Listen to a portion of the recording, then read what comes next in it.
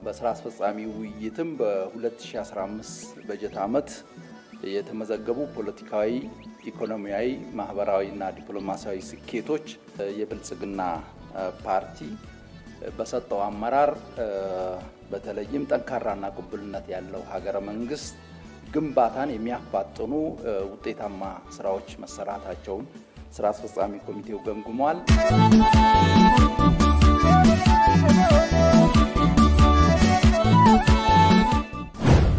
ግብርና አንፃር ከስንዴ ልማት አኳያ ሀገራችን ትልቅ እምቅ አቅም አላት። እስካሁን ባለመጠቀማችን ሊቆጨን ይገባል።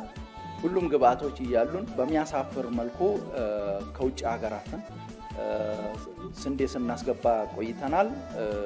ፓርቲው በሰጠው ቆራጥ አመራር በ2015 በጀት ዓመት ከውጭ ገባ የነበረውን ምርት ሙሉ በሙሉ በማቆም ከዚህም አልፎ ወደ ውጪ እስከ መላክ የደረስንበት ሁኔታ ተፈጥሯል።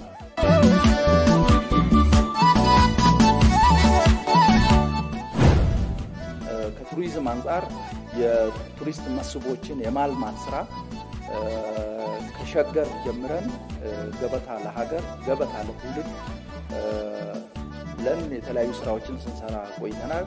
በተለይ በክቡር ጠቅላይ ሚኒስትር ዶክተር አብይ አህመድ ኢኒሺዬቲቭ የተለያዩ የቱሪስት መስህብ ልማት ስራዎች ሲሰሩ ቆይቷል።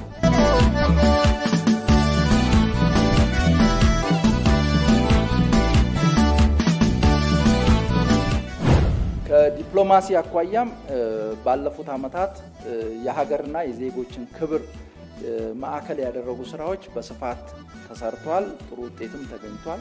አጠቃላይ ስንሰራቸው የነበሩ የውጭ ግንኙነትና ዲፕሎማሲ ስራዎች ለትብብርና ለጋራ ተጠቃሚነት ትኩረት የሚሰጡ ነበሩ።